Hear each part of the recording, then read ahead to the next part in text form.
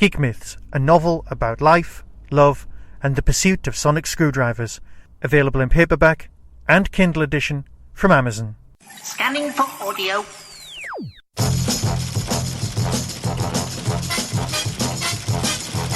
Welcome to the UFOCAST, episode 26, covering the long sleep. My name's Michael. And my name's Luke. And this will be the end of the UFOCAST. Well, the end of our reviews of the episodes anyway. We might come back and do the odd little thing, but this is the end of our reviews of all of the episodes. Yes. It's been a long journey. Yes, as we said last time, we were supposed to take a year, releasing one a fortnight, and we kept that up for quite a while, and then it all started to go a bit wrong. Oh, and yeah. then we got to like episode 20, I think, and then had a massive break of several months. Basically, because life got a bit busy for both of us, I think. I know. Life, oof, who I can take it or leave it, to be honest. Well, you've got no choice but to take it for a bit. Yes. Let's not get melancholy and move on. No, seriously, we've got our last ever UFOcast, and it's talking about the long sleep. And as you pointed out in a text, it's not the most elegant of stories, but it is the last one, so that's fine. It's not exactly a high point to go out on. I wouldn't say it's a completely low point either, though. No, that's fair enough. Yeah, it's good. The aliens have got plans. So the shadow operatives have to stop them. It's basically it's something to do with the central characters' lives. You know, it ticks all the usual boxes. So that's good. Shall we start with our traditional terrible synopsis? I am so looking forward to seeing what your terrible synopsis for this episode is. Right. A girl named Catherine begins to recover from a 10-year-long coma, originally caused by a road accident in which Straker was involved.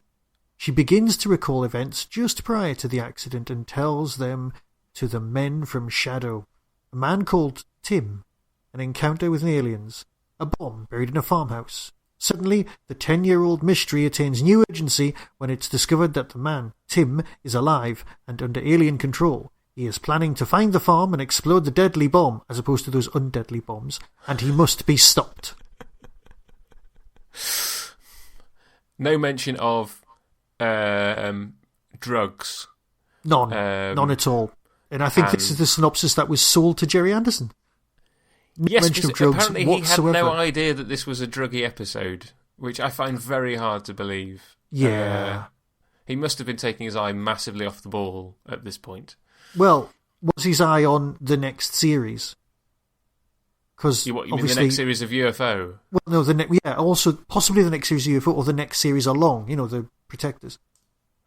Yeah, I'm not sure. I don't know what the timeline of production is on these things as to when they were going on to the Protectors. But yes, you do wonder. So, what do you think overall, Michael, of the long sleep? Well, like you said, it's all right.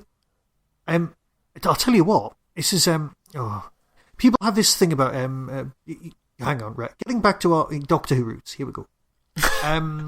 The silence, just right? to annoy all the pure Jerry Anderson fans. Just to annoy all the Jerry Andersons. Well, we're going to be true to ourselves here. The silence. Creatures, aliens, who you look at when you're dealing with them, and you look away and you forget them. Right. This story, right? You know the bit where they're taking drugs? Because it's silent, I keep thinking, I'll just do something else in the room. I'll just tidy up. And then I realise I'm not watching the TV, so I rewind it. And then the same thing happens again and again. And it's as if the episode itself doesn't want to go into my memory, or doesn't want to be... It doesn't want to exist inside my head. I get the plot, and when I watch it again, I remember all the bits again and again. It was, there's black and white bits, or sepia for the past, because that's, traditional for the memories. And I've got that. And we could film it in the 70s because that's when it's set. I've got all that. That's fine. But when there's the druggy bit with the aliens, my brain just goes, oh, it's fine. Because it's so quiet and the music's so thumpingly repetitive and weird. And then I don't forget that. And then there's the chase bit at the end where they're trying to find the plunger for the bomb. And my brain's just going, I know what's happening here, but I'm just not paying enough attention. And I've actually physically tried to watch it about 5 times. I still don't get how it ends up on a houseboat or why. No, what happens to it after it's on the houseboat. Right? I just don't. Shall I explain? Please.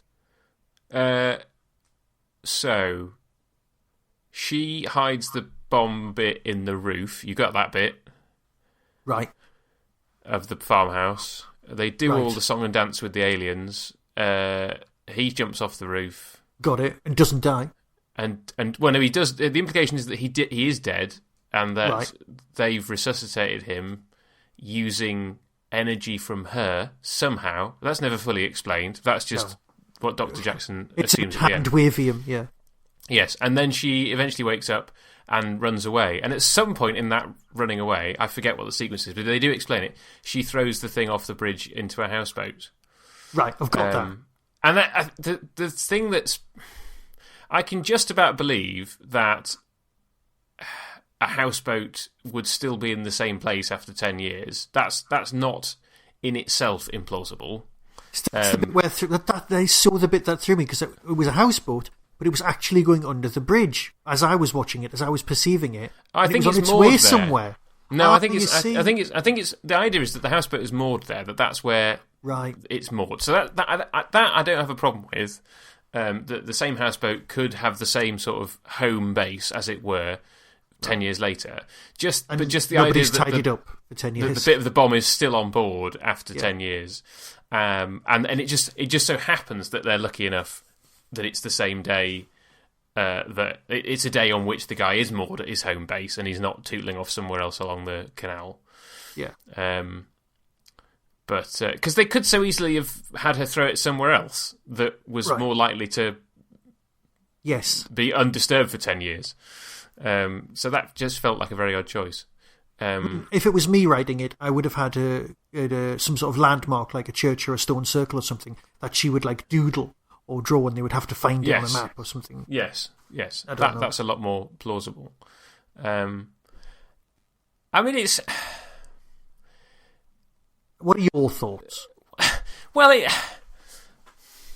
it's not great, because I think it suffers from... Well, okay. So, I think that just the logic of it... particularly how it fits into the rest of the series is a bit weird. In the same way that Destruction was a bit odd, because you're like, okay, as a one-off story of aliens invading Earth, it works. But in the context of the series, why are the aliens trying to destroy all life on Earth? And we talked about that when we reviewed Destruction. And it's sort of the same with this, in that at some point 10 years ago, the aliens planted a bomb, and Straker thinks that they planted a bomb in Turkey somewhere, which caused an earthquake and killed 100,000 people. Okay. Yep. Fair enough. But that isn't why the aliens are coming to Earth, primarily. The reason they're coming to Earth is to abduct people. And I don't really see why planting a bomb in Turkey and causing an earthquake that kills 100,000 people is really furthering their aims. And then... Clearly, they only had 2 bombs, because they planted the second one in Britain, lost its detonator, and for some reason were not able to build another one. Or the other way around. You do the British one first, then they go, oh, that went horribly wrong. Let's go to Turkey and then do it properly. No, because there's the bit of dialogue that says that her, I think she was run over by Straker 3 days after the Turkey thing. Right. I think I'm pretty sure there's a bit of dialogue that explains that Turkey was first. But anyway, and then the aliens forget about it they set up Tim to basically keep tabs on her for as long as it takes for her to wake up. Yeah. And then that's it. And then we have... Fast forward however many years until the beginning of UFO. We've just watched all of UFO. There's been all these other alien plots, and then suddenly, because she's woken up, he basically does his mission. And you kind of think, 10 years later, is blowing up England still part of the main objectives that the aliens are pursuing? Is he just one of those ridiculous sleeper agents who've been given out-of-date commands that kick in I must assassinate Margaret Thatcher. And what actually happens is, years later, obviously not me, but the sleeper agent who with out-of-date commands who just goes after the assassination of somebody who's no longer in power, that kind of thing. Yes. But it's a headcanon-y argument. It's not brilliant. Yes. But it could be argued that that's the case. Yes. And maybe in planting the bomb when they did originally, they were in part trying to act against the proto shadow that was being built at the time, as we know. Makes sense. 1974 Shadow wasn't as powerful as it is now. So clearly this story is supposed to be set in 1984. Yes, it's one of those that is mentioned. That is mentioned. Yes. But I think if you put all that aside and just go, the story on its own is what it is. I think it does work. As a sort of tense piece of drama. It's still got some quite problematic bits. Like what? Well, right, okay. We'll deal with the drugs, then we'll deal with the attempted rape. Should we do them in that order? Okay, let's do it in that order, yes. Okay, right, okay. We've got an argument saying, Jerry's on record as saying he had no idea what the storyline was. In the storyline, the guy who is a doctor clearly lies to Catherine, Tim the doctor, ex-doctor, he's got his prescription medication, because they're in a nice little plastic bottle, as per the 70s and 80s. Which you just don't see anymore. Is that how you got drugs, illegal drugs in those days? In a little illegal ones. You got legal ones like that. Yeah.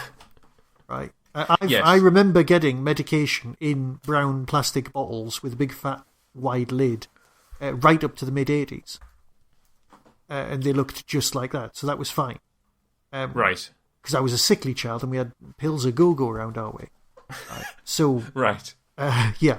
So there was that. It's like, there she goes, she's hiding it in the roof now. Alien technology is very odd. It just looks like somebody's been to Randy's.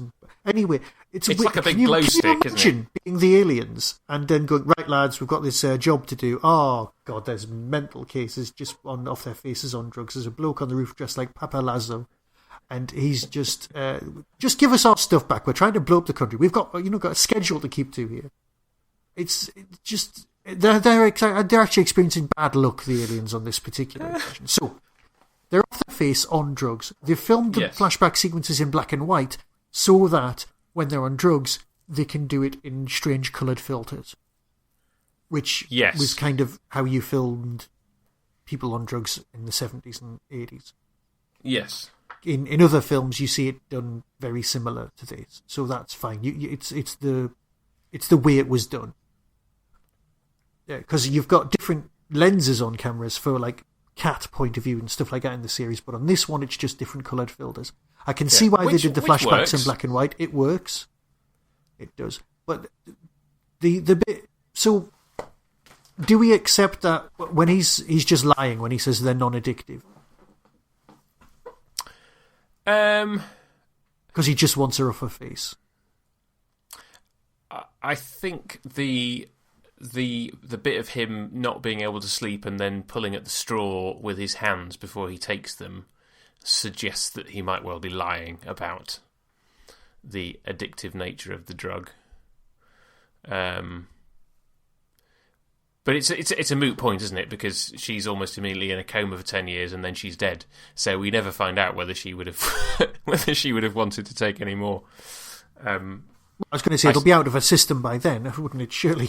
After 10 years. Well, exactly. That's the yes, that's the point. But as they say, as far as she remembers, it's only yesterday that it happened. Yeah. Okay. Fair enough. But yes. Anyway, I take your point. Right. Yeah. So, obviously, hey kids, don't do drugs, because you might see aliens that happen to be real. That'll be just weird. Right. It's like the opposite of last week. So the opposite of Mindbender. In Mindbender, they see aliens that aren't actually there, and in this week, you see aliens that are there but think that they're just part of your hallucination. No, I suppose the other question is why aren't these aliens carrying guns? Because previously, I think we've always seen aliens carrying guns. Yeah, and you'd think they would have just No, these must be Shot workmen. them. Workman aliens, where they're just like the Amazon delivery of aliens, because they're just bringing it and then they're off. Or perhaps they work for PC World because they are setting up your system for you. That's it. Yeah, setting it up badly in the end. It turns out. Yeah. So you see, what I like to do is I like to listen to episodes of UFO while I'm in the car before I do my reviews. You can't do that with this one because there's a lot of just music going on. Well, there's a lot of showing, not telling, going on. Which it's what we get taught. What do you think of the music in this episode? Go on. I was just really got much of an opinion. Well, I quite like it. Right. Is it not? It's not a recurrence of music that's been anywhere else. Well, obviously the druggy stuff is clearly very specific to this episode. Yeah. And no doubt there is some generic stuff that's a recurrence of stuff, but it feels like there's a lot of fresh bits. But it all feels like it does feel like UFO music. Yeah. It's definitely UFO style stuff. Is just getting back to is this the episode that was not shown in lots of areas until much, much later? Yes. Right. For this reason. In fact, I'll have a quick look at what we've got in the Bentley book, because I think it wasn't just this one.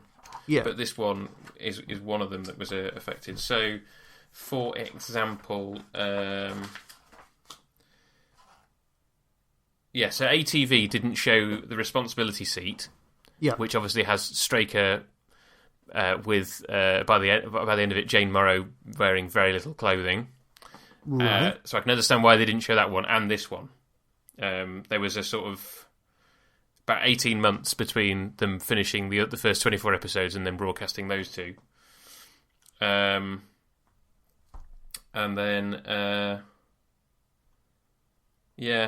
it's weird. Yeah, there's London didn't broadcast the long sleep in the responsibility seat for about 5 years. Not 5 years, about 3 years after they broadcast the rest of it. So it is a bit right. And I'm just looking at my notes here as well while we're on. It's not really connected with anything, but Straker knocks down a girl, and there's no mention of him knocking down his own kid at any point by any of the other characters. It's like, a hit and run.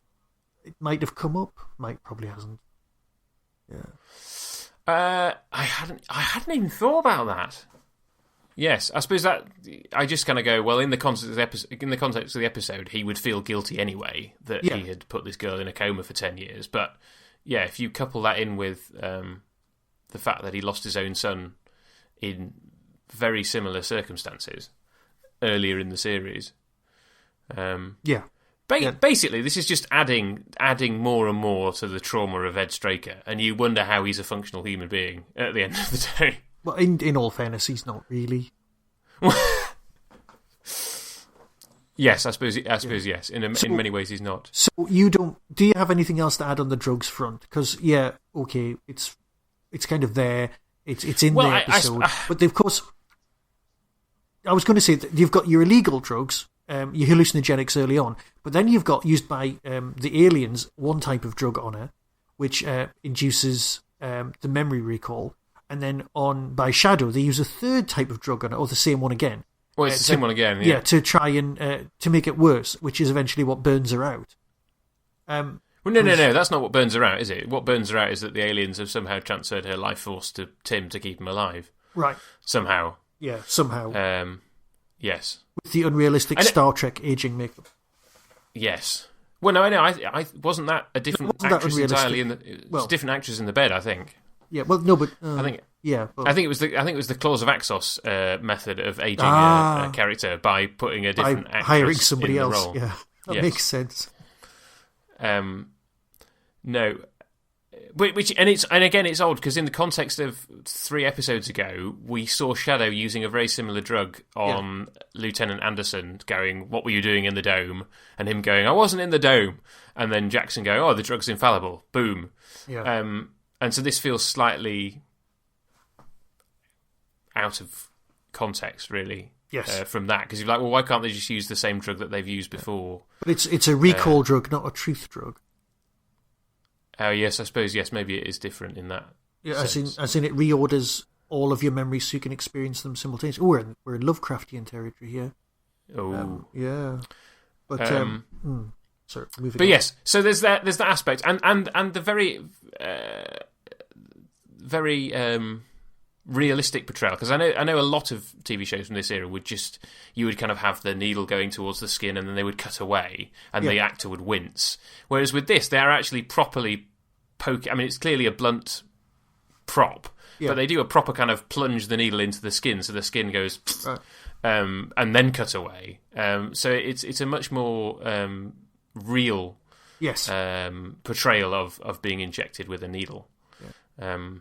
But I mean, in terms of it's one of these things of like, I've never taken anything more serious than a pint of beer, or the very occasional cigar. So not even done that.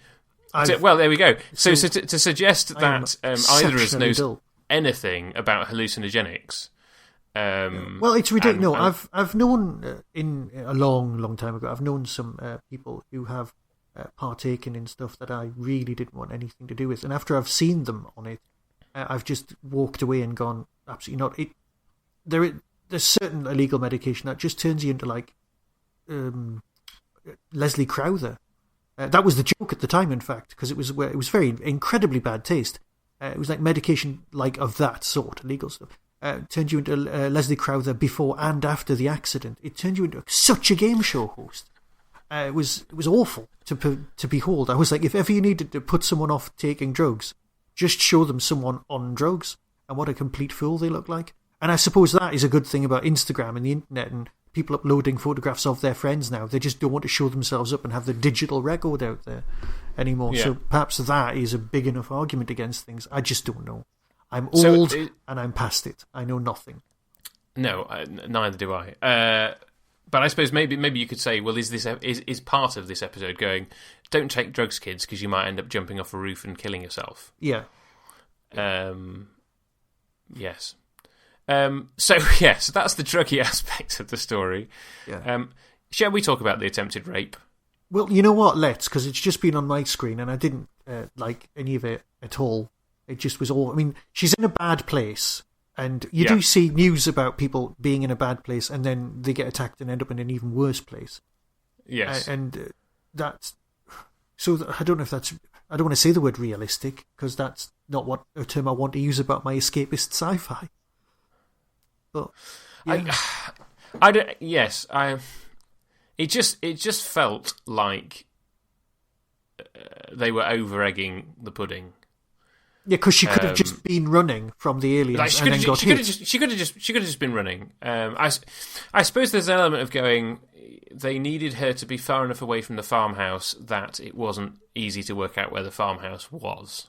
Okay. So you had to put her some distance away from the farmhouse when she got run over, which meant you had to have some other reason for her to be running into the road to get knocked down. Got you. And that running over scene is there's really that logic, well shot. But yeah. Which scene? Where she actually gets hit by the car. Oh, yes. Where Stricker hits her. It's incredible. Yeah. You're like, whoa, that... You know, normally there's a way of doing it with cutaways and all sorts. And I'm like, that is really impressive the way they did it. Yes. Well, I mean, certainly the way that when Straker's son is knocked over in the question of priorities, that is terrible. It's and I guess that's partly just because you can't have a stuntman for an 8-year-old kid. In the way that you could have a stunt woman, or I don't know, it might have even been a stunt man dressed up as her to fall over the bonnet of a car. I watched it frame at a time. It just looks really good. Yes. And it's a surprise. And you actually know she's going to be hit at some point in the storyline, and it still goes, you go, oh, right. Yeah, you're like, oh, this is that moment, yeah. So I get the reason why the scene is there. I get the reason that they had to for the purposes of figuring out how to get her far enough away from the farmhouse so that they can't find the farmhouse, but also to then have her run over. You need some other reason for her to be running away at that point. I can see the argument. It's just if it was me, I wouldn't have had... I don't want to even say the nerve. I wouldn't have been able to go down that road narratively and go and come up with that idea, and that probably is a failing on my part. But if I was writing it, I wouldn't have got there. But like you say, this is still. I mean, there's still the main reason we're watching this is because it's slightly escapist, or in some cases, massively escapist sci-fi. Yes. And so when you have a moment like that, which is just down and dirty and could happen, right? Like hitchhiker gets picked up and then driver tries to rape her. That is potential reality. This is when Fred West was doing that very thing. Yes. Yeah, it was the 70s when he was doing this. Yes. So, and that's not a great storyline at all. Yeah, and I suppose you could have just, very simply, you could have had the UFO flies over at that point, couldn't you? Yeah. You could have had the UFO is not left Earth's atmosphere, and it happens, and it flies over. She sees it again and then runs into the road. I mean, that could equally have filled that narrative reason, and it would have been more UFO-y and. Actually, mind you, though, now that I'm saying that out loud about the Fred West thing, it would have been in the news that hitchhikers were vanishing. So perhaps it would have been one of those, don't hitchhike things, because in the 70s people did hitchhike, and people just don't do it anymore now. So perhaps it was very rarely. It might have been something that you'd seen in the news going. So the writers might have gone, there's a storyline that's hitchhikers vanishing. That might be, putting two together. And does that make sense? Like they absorbed it from the back of their heads. Yeah, it's possible. I just don't want to see that. That's the thing. I don't want to see that kind of thing in my escapist sci-fi. Yes. I mean, it's one of the reasons I'm not interested in Game of Thrones, because apparently there's a reasonable amount of sexual violence in it, and I'm like, I don't want to watch that. To be fair, right? It might be that with Games of Thrones, I've not seen it, right? Lots of other people have, but what I have done is read the books. Well, actually, what I've heard is I've heard Roy Dotrice read me the books. So there's two problems with that. One, he's now dead, and they haven't written the other books. Right, so he's not going to read any more to me, which is very upsetting. But another thing that's wrong with that is that an old man, because there's a lot less sex in the books, lot less, like a massive margin. What there is there's lots of fighting, and there's lots of storyline, and there's too much description, far too much description. But I don't think Roy Dotrice telling you sexiness is the same as full frontal nudity on a TV in my head, if that's all right with the world. So, fair enough. I intended waiting until he'd written the rest of the books, and then possibly going, I might watch the series now and see how different it is, because I've heard it is quite different, and I'm thinking, well, do I just stick with the books if that's all right with everyone? We're coming across as old prudes, but you know what? We are. Let's just admit it. Well, I'm admitting you're slightly it myself. Older than me. Yes, I'm an exceptionally old prude. Yes. Should we talk about that particular green on the drill, just as a complete different change of tech, right? Yes. So you know what I'm talking about? The drill that they try and drill into the bomb with, and it fails, right? Right. The whole episode becomes a bit like an old Avengers episode where there's just a run around and some bomb disposal people. We got to defuse the bomb, yes. And the colour of the drill, right? My dad had a drill that was that colour, right? It's a sort of kind of dark greeny blue. And the minute I saw it, I was like, "Oh, right." The only other drill I've ever seen that was that colour was the one that my dad had. Okay. And I just wonder, like, was there an era in which they just made drills that were that colour? Yes, because I think my dad had exactly the same drill. I think that was just a standard colour for hand drills. Drilling machines, as my dad would insist on calling them. A drill is the bit that fits in the front. And yes, and engineers get very snooty about that. It's like when you work for Rolls-Royce and you have to call them Royces. It's that kind of thing. It's or when you're talking about a train and you actually mean the train is actually the engine and all the carriages. Yes. But if you're just talking about the locomotive, engine, it's a locomotive, not a train. Yeah. Yes. They get very snooty. It's a bit of respect when you tell them, when you use the correct terminology. So, yeah, that's it. That's it. They're lovely handheld drilling machines. And, yes. I remember them being that green as well. In fact, yeah. I was going to say, because there's only one person on Doctor Who Watch, and I don't feel it's appropriate to, because this is our last episode, we should end with just more chat. Did you recognise the one person from Doctor Who that was in this episode? Not. I do know who it is, but I did not recognise them.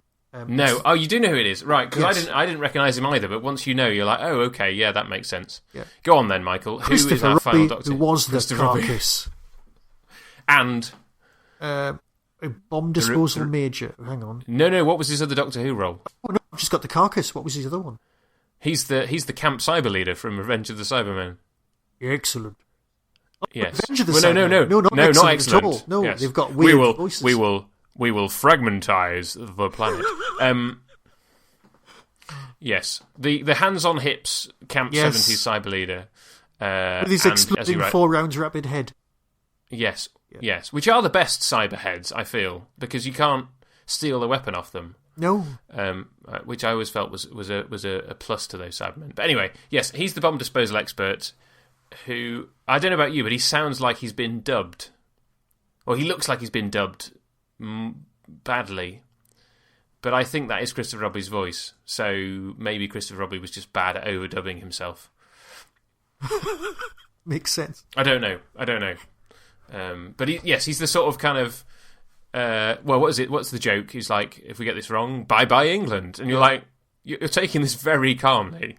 Oh, hang on. I've also got Alan Harris in Face of Evil. Oh, I that is not on my list. Right, who's Alan Harris? I don't know where I've got that from. Well, I'm going to have to look up IMDb now as we're chatting. You absolutely are. Yeah.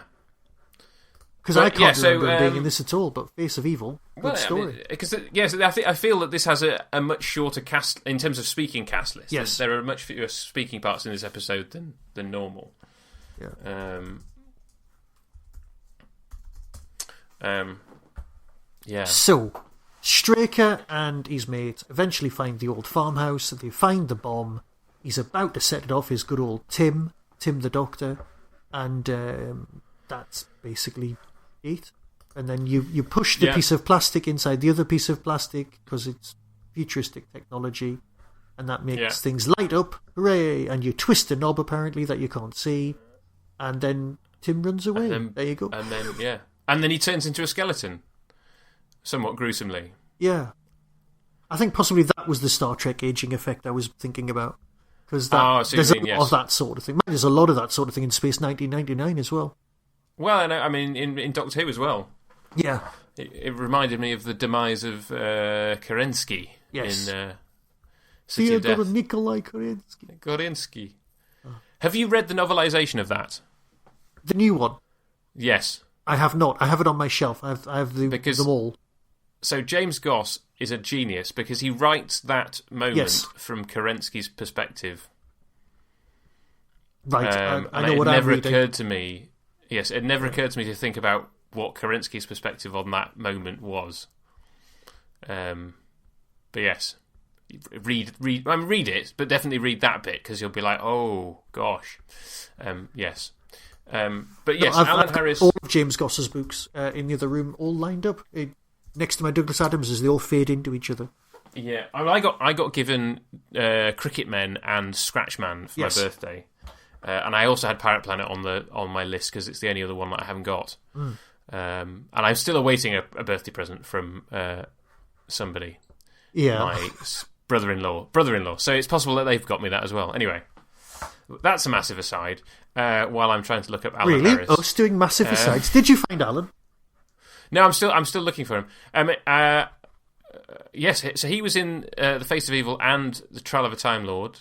In Doctor Who, he was also in Star Wars and in Space 1999, and he was in Killstraker and Destruction. So I suspect we've already covered him in previous episodes. I'll explain it. And it will explain it. Yes, there we go. Yeah, we did it. We did him in Killstraker, and he's not in this, so I don't know why you had him down. Nope, neither do I. But he's written there. He's written there. But one day we will find out why. Yes, and my father is called Alan Harrison, so very close to being my dad. Not. Okay. Are we done? I mean, it seems we've only been going for about. No, I know we have. I'm just saying it. Is there more to say? I just don't know, because I mean, we could just do a summing up of how much we've enjoyed the series, because I really have. But as far as this episode's concerned, it's just like you said. It's an alien plan that they just kind of abandoned. So the aliens might be going, "Oh, don't do that." I'll tell you what I did find weird. When he aged and when he went outside after re-switching the bomb on, there's a midpoint where he's wearing his 1970s clothes. Yes, and then he dies. And I don't get why at all. Is that just to make it really obvious to the audience, or? I don't get that at all. Yes, that's a slightly odd. Yeah. It's like he's got odd moment. It's Tom Baker's boots and shoes all over again, isn't it? When he regenerates. Yeah, so he's not regenerating, he's dying. But his clothes are changing form for no reason. I suppose there's a sense in which it's visually representing that what's happened to him is that the extra 10 years of life that he has been given have been, because it is odd, isn't it? Because he technically his mission is complete once he's activated the bomb, right? Yeah. But he carries on going, escaping out of the farmhouse. He does that thing with his superhuman strength where he pushes both of them off him. Yeah. And then he goes outside, and it's only at that moment where there's a sort of relaxation and maybe almost relief as he collapses into the place where he originally died. Yeah. And it's almost like he's compelled to go back to that moment. Yeah. I'll tell you what. And then you go, okay, and now he's going back 10 years to his costume he was wearing when he died, and then he's a skeleton. So I suppose visually it makes sense in a sort of symbolic way, but narratively, like in the universe, it doesn't really make sense. On the terrible bits of design front, the alien bomb is detonated by sunlight. Clearly, ultraviolet light activates the chemicals. Yes, which is just weird, but makes sense logically. But it can be disarmed with a coat,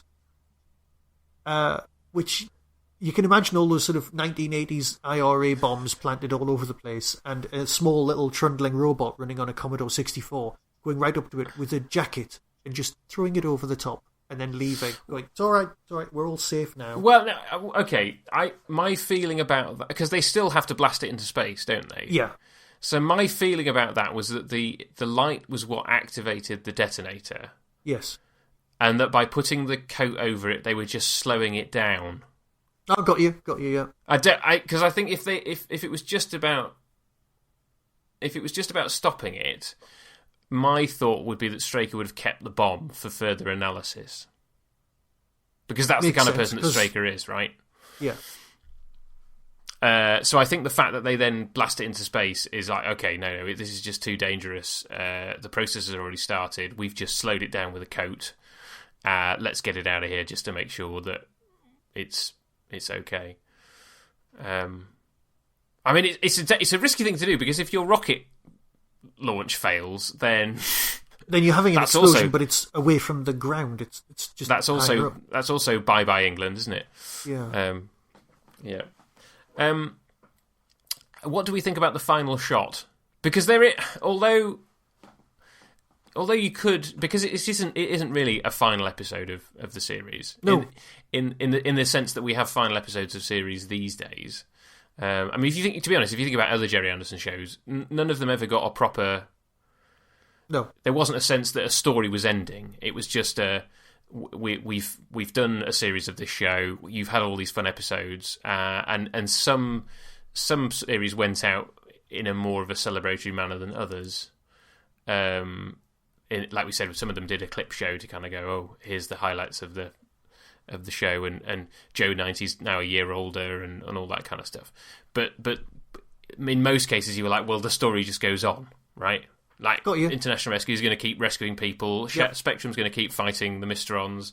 Troy Tempest is going to keep fighting the undersea races that are bad. And Shadow is going to keep protecting the Earth from the aliens. Yeah, But at the same time, you kind of feel that that Virginia and Ed walking down a path away from the camera is only in this episode. Yeah. It's only in this episode because they know it's going to be the final shot of the series, right? Yeah, because somewhere the tea's getting called, that kind of thing. Yeah. I wasn't going to make that parallel, but you've done it, so yeah. It is. I will go for the obvious low-hanging fruit, if that's all right with everyone. I will. I genuinely will. No, yes. I get it. So, arguably, if you want a final ending episode, this is it, for that reason. Yes. It's got some small sense of closure. Yeah.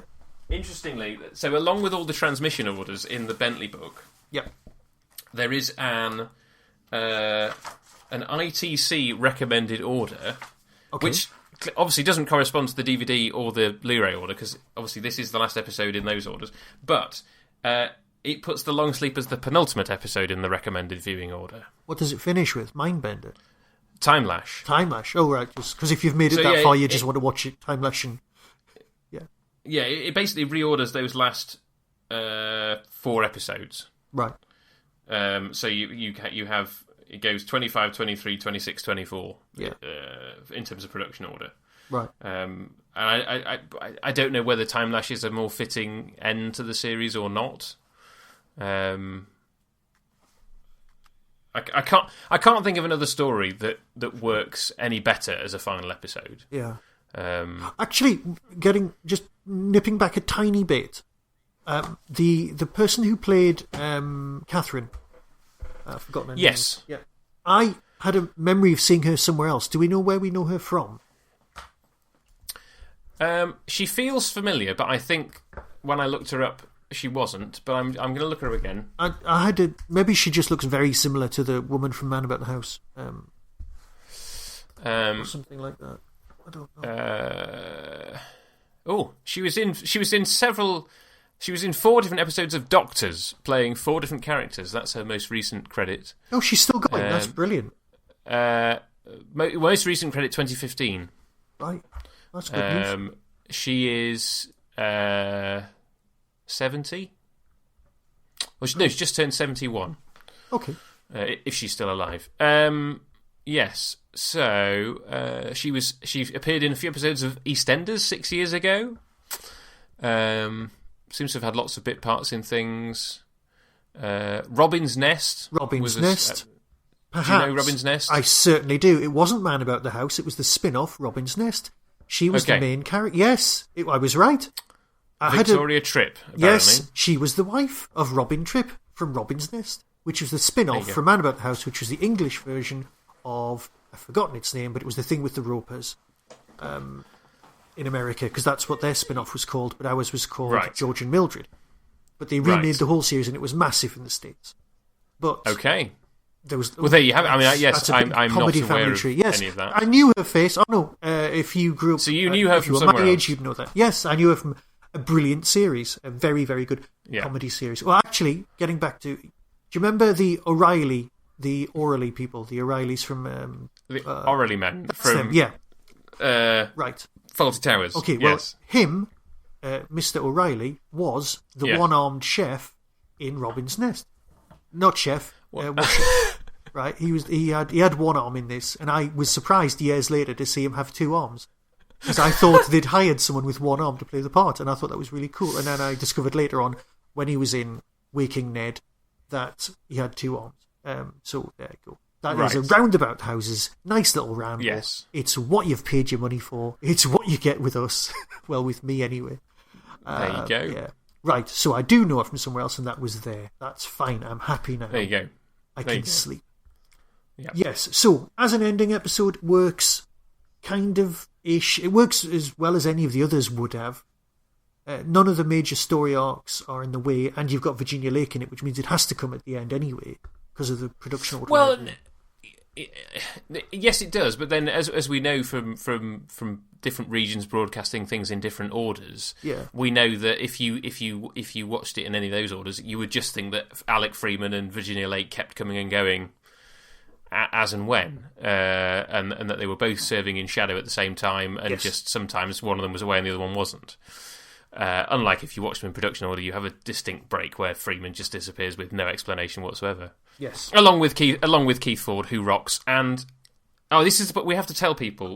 Sad news. I'd so forgotten that. No, that sounds like some sort of a death announcement. That's not the case. No. Sorry, no. Keith Alexander is very much still alive, as far as we're aware.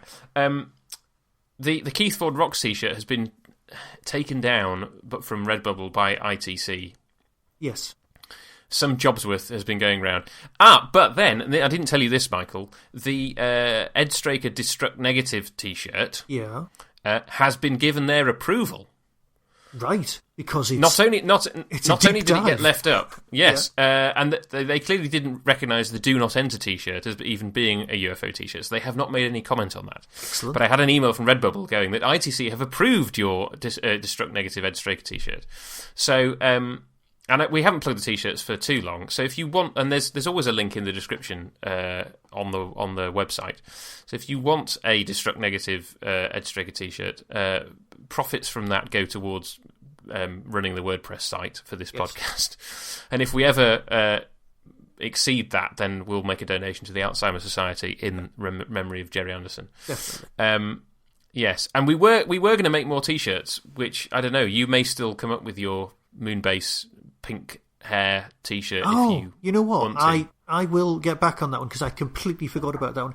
What I really want to do is produce a T-shirt with lots of different science fiction identifiable fonts and typefaces that just say the words "bad fan," like the A would be from Star Wars and so on. All those. So you have to. Yeah. Have you got the UFO font? No. Oh, I need to send it to you. It's called Microgrammar D, and I use it all over the place now because I'm absolutely obsessed with it. Right. So if I can get away with using it in anything, I use it. Excellent. Excellent. I also have a client at the moment, and I'm using Futura on his work. So every time I put one of his things up, it's like a 1970s Doctor Who title. Excellent. It's nice to get those little subtle things in. Every script I've ever written has a subtle Doctor Who reference. I also had... I've done some really terrible work recently for a client. But they're basically putting screens in shops, and each person who puts a screen in their shop gets a short video to go on the screen, and then other small videos to go on videos in the network. Anyway, the last one I did was a hairdresser. Yeah. And they sent me a picture of the front of the shop, and I was like, why does that font look familiar? And then I realised it was the Deep Space Nine font. Nice. So I then got to use the Deep Space Nine font in the video. Do you think the sign painter originally knew? I don't. Somebody knows, but like whether it was the people that owned the shop or whether it was the person who designed the front of the shop, I don't know. Well, but I was just like, I know this from somewhere, and I thought Star Trek, and then I realised, no, it's Deep Space Nine. Specifically DS9. Yeah. So, thank you for listening to the Fontcast. Yes. It's been great. No, yeah. I must admit. So, shall we thank everyone? I mean, the UFO font is brilliant. I mean, you have to agree, Michael, I'm sure. Oh, yeah. To be fair, universally, this whole programme has been designed within an inch of its life. And as they say on the documentary, now, if you put the people in the same costumes and said it was a future, it would be completely acceptable. Ish. Well, I don't know, because the model work, everything just has been brilliant. Yeah. Yeah. You're right. For a first attempt at a live action thing, and I know that was more doppelganger, but no. For a TV series, it was right. Yes, we'd change things if we were making it now, but so what? You'd change everything if we were making it now. Yes. Well, it wouldn't be set in 1980 for a start. Well, in the distant future. No, I think you would definitely set it at the time it is now. Because that just makes it more exciting. That was... Yeah. Because I think in hindsight, the let's set it 10 years in the future doesn't really work. Because I think they just predicted a whole bunch of things that didn't happen. Yeah. I still find the driving on the other side of the road thing a bit odd. Well, to be fair, most of the time what they do is they drive down the middle. Just so that you don't feel bad. But there was a scene when he comes up to the hospital where specifically he had to drive round the junction the wrong way. And you're like, in your head, you kind of like, I know that junction is set up specifically for British driving, and so the fact that he's driving it round it on the other side of the road, you just go, I know that this is artifice, and it pulled me right out of the story, right, for a brief moment. Well, you have to remember that Ed was actually banned from driving at this point legally, the actor. Yes, he was. I know. Yes. Which I think's brilliant. It was like I'll just do this bit of a stunt work. Who's driving this car? Looking the other way. Yes.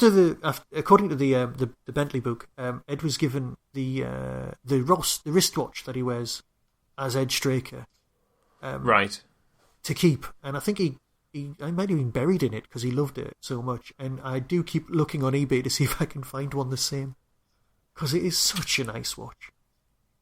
But you haven't yet found one. Not yet, but I will. You will. I will, because I like watches. Right, I think that's the end of the UFOcast. In this format. In this format, yes. So we said last week that we're not doing Space 1999, or at least... If we do, it's not for a long time. If we do, it's not for a long time. It's not for the 20th anniversary of the moon leaving. We are definitely going to do The Prisoner at some point. But again, we're going to have a bit of a break right now. Yeah. So we would just say, if you want to hear a Space 1999 podcast... do one yourself. And I will listen. I will honestly listen. Yeah. And I might even watch the show. Yeah, that's true. Right, that's for the future. You know what? If you suddenly find that you're watching the show and you enjoy it, or you want to take the mick, then call me up and I will do it with you. Right? That is not a problem. Right? Yes. They might be much shorter podcasts than this. They're not going to come in about an hour. I'll tell you that for nothing. Yes. The main problem, and you guys already know this, is that Michael and I have had a lot less time to put these together, which is why it's taken us until now to finish this off. Yes. And I've just taken on a new job. And so you're just about to take on a new job.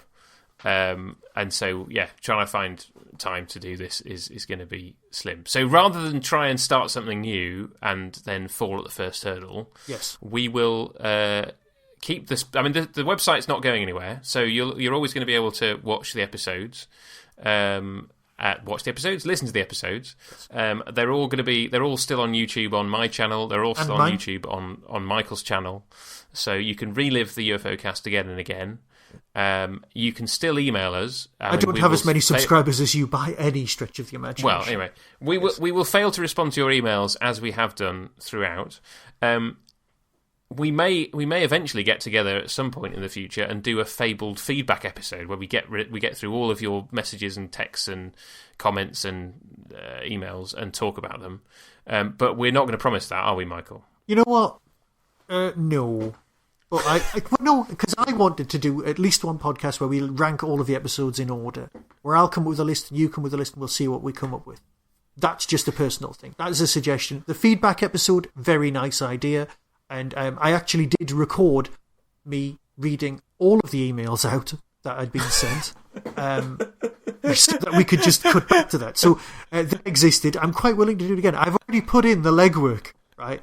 So a feedback episode is not that daft an idea, because so if you have got any thoughts, you can email any of the addresses involved. Let me see, what's the UFOcast's address? I can't remember. I think it's ufocast@yahoo.com. There are links on the website. Or you can even use the tin-dog@hotmail.co.uk. That email address is not going anywhere.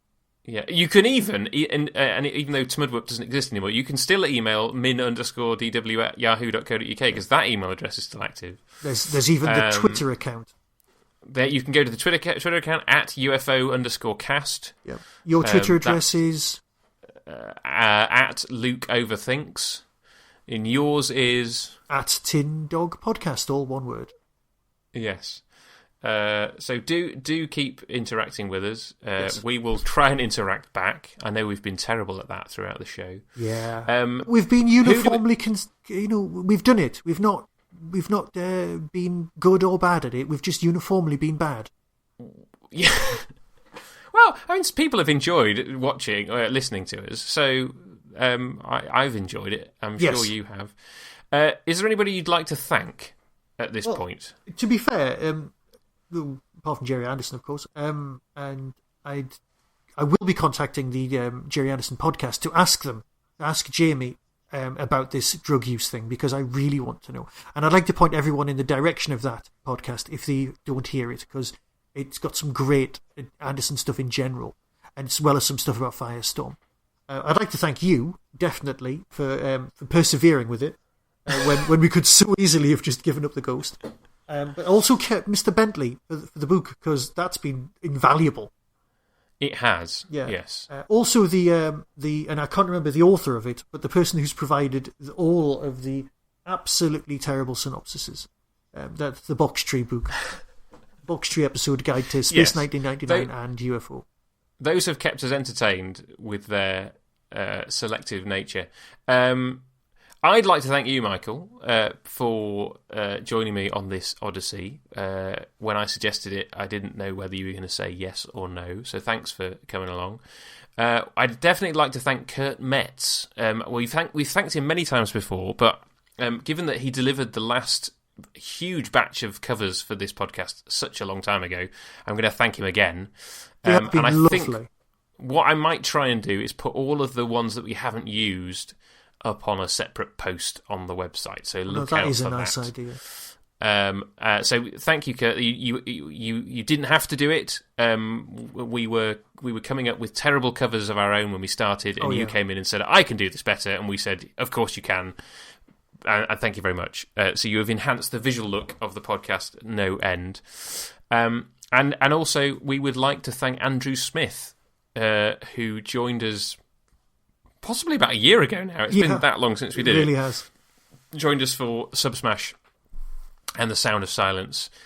Check out his Big Finish and Doctor Who work if you have not seen that before. If you haven't, you're mad. Go ahead and do it. Right, and I think that's certainly it. Certainly, if they ever got the rights to do UFO on Big Finish, he would have to write an episode. Well, his work be script editor. Cops has been fantastic, so I can't see it being in bad hands at all. Yes, so please, Big Finish, just you know you want to. You've got Jamie Anderson around. He'll possibly have a bit of an input on that one. It'll all be all right. Just do get Wanda Ventham in to run Shadow. Get Shadow to come back. She could run it. Right, there are sound-alikes. I've pointed them out with Big Finish. If you need to get Edge-Taker's character back, right, it's really not a problem. Okay, in fact, have me on as an executive producer, and I'll just find all the people for you. That'll be fine. But yeah, get Andrew Smith to do it so that I can sit back and enjoy it, just listening to it. Because I'm reasonably creative, but not as creative as everyone else. But yeah, that's what we want. We want UFO from Big Finish, and it'll all be all right. Yep. So on that note... Yes. My name is Michael. Be seeing you. I'm Luke. Be seeing you.